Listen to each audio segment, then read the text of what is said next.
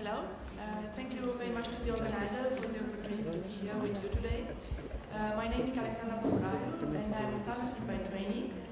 I'm currently doing my PhD at the Erasmus Medical Center in Netherlands in the area of pharmacovigilance, namely signal detection. And I want to, after those brilliant speeches earlier about benefit risk assessment and risk minimization strategy, I want to invite you to take a step backwards with me and find out how we can identify those risks that we later put on our benefit risk assessment. And at a very early stage, we call them signals because we are not sure if the true risk or not, and how we will identify these, especially post-marketing. So I think everyone present here today is aware of how important it is to know the safety profile of medicine, and ideally it should be known as good as possible before entering the market, but unfortunately, because of the previously mentioned limitation of the clinical trials, it's not always possible. It's never possible, actually. So I would like to ask you if the clinical trials are indeed the gold standard for safety data. Because, of course, in clinical trials, we have a limited patient population. We exclude a lot of patients, like children or pregnant women, and so we cannot detect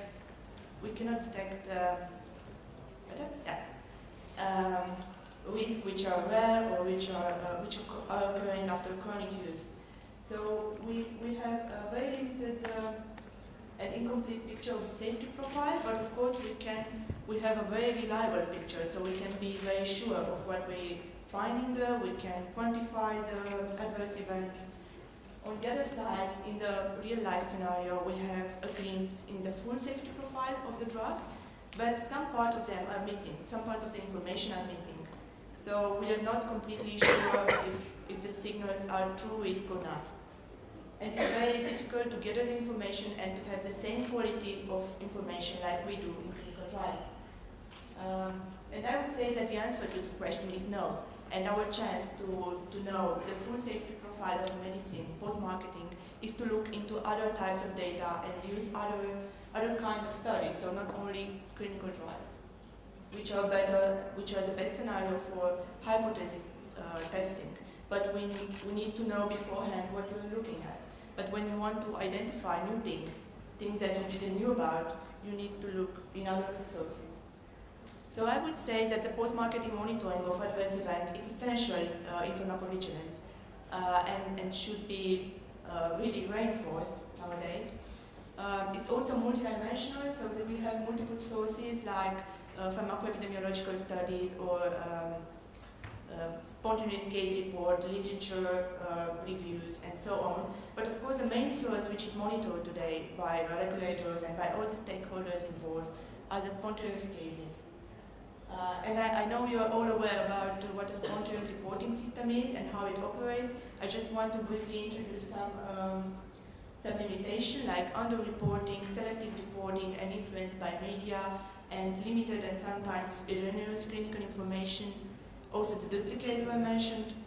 But despite all these limitations, it's still an important system which can help us to identify new safety issue. And I was amazed when I came about this statement in a paper that the case report are the only evidence in about 50% of withdrawals due to safety issue, which I think is quite high. I would like to introduce to you today the ultra-vigilance database, which is among one of the 3 biggest databases in the world, next to WHO database and FDA database. It's maintained by European Medicine Agency and is accessed by various stakeholders, including national agencies in Europe. It has around 4 million reports in total, and previously it used to contain only serious reports, but now we have both serious and non-serious, and only EU registered drugs, but country of occurrence can be anywhere in the world. And I would like to introduce to you the definition of a signal, the formal definition of the signal, which I will use more often during the presentation.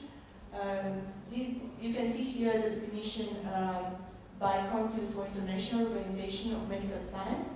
So a signal in pharmacovigilance is information that arises from one or multiple sources, which suggests a new potential causal association or a new aspect of a known association between an intervention and a set of events either adverse or beneficial, but of course we are more focused on the adverse signals. But we can also have beneficial, positive signals as well. And it's judged to be of sufficient likelihood to justify verificatory action. So, but briefly, I would say that a signal is the first sign that something is wrong. Before you are sure that it's really a risk, before having all the data. And a signal should always be followed by a further investigation in order to decide if it's true or not. After the new pharmacovigilance legislation in Europe, which is not so new anymore, it started in 2012, it put a great emphasis on signal detection as a tool to protect public health. And now all the stakeholders are legally enforced to perform that, also regulatory authorities. And for regulatory authorities, there is a work sharing system in place. So we mainly took all the products present in Europe and we divided them among us. And each member state is monitoring that set of products. Of course, you need to look at everything, at all the data sources, but mainly part of it is to monitor the other vigilance for the product you are lead member state. The periodicity of monitoring is monthly, and for products which are under additional monitoring, either because they're new or they're biological or they have a conditional approval because they had some problems, some safety problems at approval because of data limitation.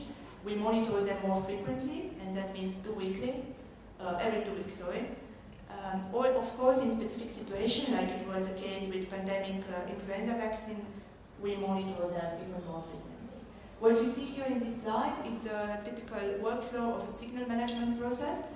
It starts with detection, validation, then analysis and prioritization, signal assessment, and finally the recommendation for action, and of course implementation for action. But this is just, so they can be mixed, and for example prioritization can be immediately after detection, so it's not a very tight approach. And the Pharmacovigilance Risk Assessment Committee, which was presented earlier by Dr. Pacurariu, has a very important role in the signal management process in Europe, and especially they take part, they give scientific advice, and they evaluate the analysis, which is done by another member state, another country, and they also prioritize and they recommend the action to be taken. I would take each step from this process and describe it a bit to you, so it will be very practical somehow, in order for you to have a glimpse in the European process. So the signal detection in a spontaneous reporting database, I'm speaking only about this data source now, is mainly done in 2 ways. The first one is the review of individual case report done by a clinical expert who is basically reading the cases and assessing the causality. If the patient had some medical history who predisposed him or her at that specific event, or if they have concomitant drugs. So it's reading everything and it's providing an opinion if it was a signal or not. Of course, I think from my point of view, this kind of analysis, which is called the qualitative review of signals, it's a gold standard, but you can imagine it's very difficult in cases when we have bigger databases and a lot of case reports. And for these databases, we need to apply a statistical analysis, so to filter a bit the signals beforehand, because we don't have the time and the resources to look at everything. And in most of the cases, we do a combination of the above. And the statistical tools that are employed nowadays in signal detection, most of them, there are many of them, and they have very fancy names somehow, and in each part of the world it's employed something else. But they're mainly, all of them have the same theory before. They're disproportionate methods. So that means that they measure the frequency of reporting, with which the reaction that you are investigated is reported in association with the drugs that you are looking at, compared to the background incidence of that reaction in your database. So for example, if you have an incidence of 3% cases of nausea in your database, and in case of your drug, the frequency is 10%, then you have a signal of disproportionate reporting. Of course, an important assumption of this tool is that the overall reporting pattern is the same, because if you have disproportionate reporting patterns already and then you start to compare, the number will be biased. And here you have an output of the PRR, which is a statistical tool used at EMA and in Europe by other member states. It's called the proportional reporting ratio. And you see in orange that the numbers which reach a certain threshold, which is 1, the lower confidence interval of 1 for PRR, are highlighted in orange. And we will mainly look at these in our signal evaluation. Another step, which I think is very important, but it's, we are still at the beginning here, and we need more to work more on that, is the prioritization. Because of the lack of the resources, we cannot follow up and work on all the signals that we detect. So we need to prioritize, and this should be done at an early stage. And in Europe, we do this prioritization based on clinical relevance, seriousness, and also the level of disproportionate reporting. So we have 3 priority of events. In priority 1, we have the designated medical events. So EMA made a list of events which are rare, serious, and the key attribute is they are very highly attributable to drugs. So when you see this reaction, a patient with this reaction, your first thought that came into mind as a medical doctor is what drug did this patient took. So iatrogenic is the main cause for this reaction. And for this kind of reaction, we look at them even if they're not highlighted by the statistical tool. So we look at them even if we have a very limited number of cases, like 3 cases or 4. We don't care about high numbers because we know that the main cause is drugs. The second priority is called by it's formed by important medical events, which are also important events and seriousness with a high rate of fatality, but they're not triggered only by drug, they have other causes as well. And for this one, we put a second condition, so they need to have a disproportionate reporting pattern. And the second priority are drug event combination with fatal outcome, pediatric reports, or parent-child reports. The validation of a signal, so as I said, a signal is just a hypothesis which needs to be validated before proceeding further. And this is based on 3 pillars: the clinical relevance, previous awareness, and confirmation from other sources of information. The clinical relevance, as the name suggests, is investigating the measured strength of evidence for causal effect using the clinical data presented in the cases or in the sources of information on which the signal is based. And we can look at the exposure to the product, the temporal association, check for confounders or medical history, and of course the challenge, which is a gold standard for causality assessment in pharmacovigilance. The previous awareness is used because we don't consider signals the things that we knew before about it. So, but this new should be from a regulatory perspective and should be standardized. So if it's mentioned in the summary of product characteristic, or if it's dealt with in another regulatory procedure like PSUR or RMB, we don't consider it a signal anymore. And other sources of information, so we can use for signal strengthening to make a search in the literature, screening WHO database or other larger database to see if the signal is confirmed. We can check US labels, which are very different from European sometimes in terms of the adverse reaction which are listed. And we can also, and we do it quite often, to ask other countries if they have additional data that are not published maybe. In the next slide, I want to give you a glimpse into the Pharmacovigilance Risk Assessment Committee process in the last 1.5 years. So we found around 106 new signals on 82 different products, and the majority of them are based on spontaneous case reports, as you can see. And here you can see the recommendation that PROC made for the signals that we found. You can see that in 28 of cases, only routine pharmacovigilance was recommended. So we can say that these were false positive signals or signals with a very low impact on public health. The most recommended action was the SMPC update, which is of course the easiest and the most regular one. On the third place, we have the Dear Healthcare Professional Communication, which is so that yesterday that you also have a similar process here. And theoretically, we issue these for most important safety issue, for signals that we deem very important and need to be communicated fast. And theoretically, this type of communication should have a higher impact. But the current research is contradictory in terms of efficiency, because nowadays medical doctors are overwhelmed by all the DHPC, all the letters that are sent to them, and they don't give them the same attention.